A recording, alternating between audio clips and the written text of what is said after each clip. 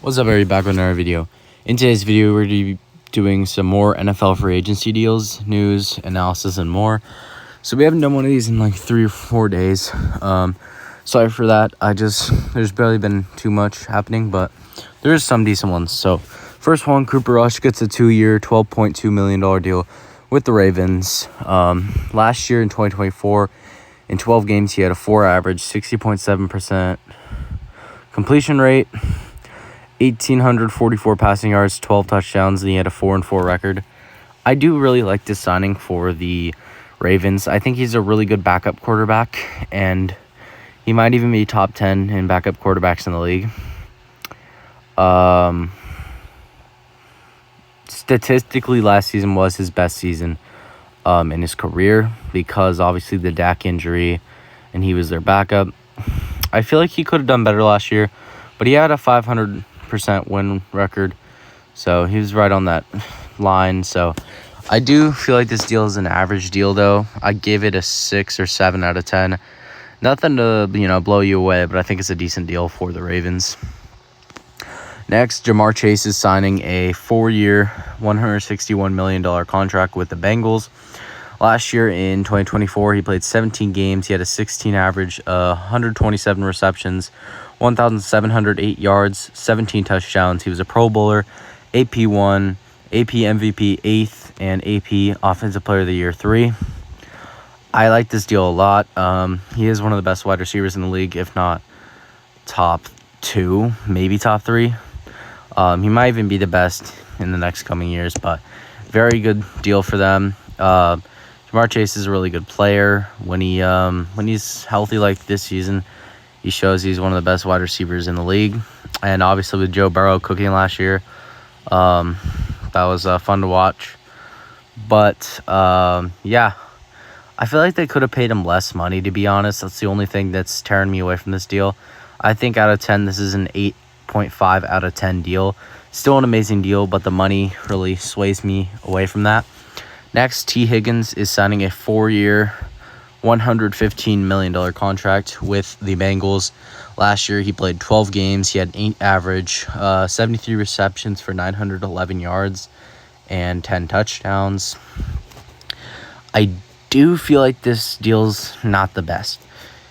I feel like the money could have gone down. Maybe the year could have gone down. Maybe 3 years, like $100 million. But I don't know. I feel like he still had a good season considering he missed 5 games, but I would have liked to see him play more. If he played more games, maybe this is worth it, but I feel like with the money and since he was injured, I'll give this deal a 7.2 out of 10. Still a good deal, don't get me wrong, but with the stats he had last year, I feel like they would have given him a little bit less.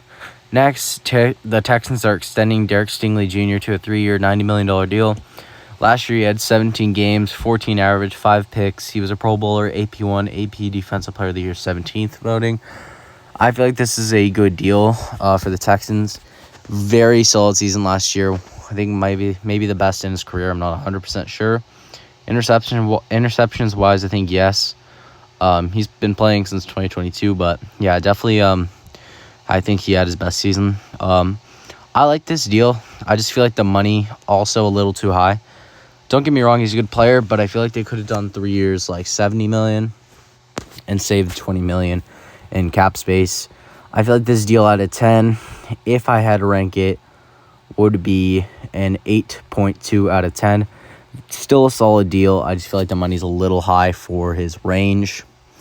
Next, the Eagles are agreeing to terms with Lane Johnson, signing him a 1-year extension, and this goes through 2027 because I'm pretty sure he had a deal with them. But last year he played in 15 games, 12 average. He was a Pro Bowler and AP2. I like Lane Johnson. He's been a very solid player for a lot of years.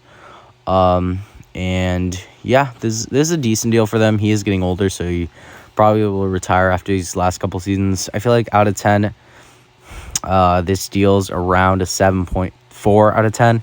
I like the deal. I just feel like, he's getting older, and that kind of sways my opinion from one way to the other. Next, Brandon Graham is announcing his retirement. He played at Michigan. But let's get into it. Last year, he played 11 games and an average of 2 for 2024. Here's his career stats. 206 games, 71 average, 1-time Pro Bowler, 2-time Super Bowl champ, 76.5.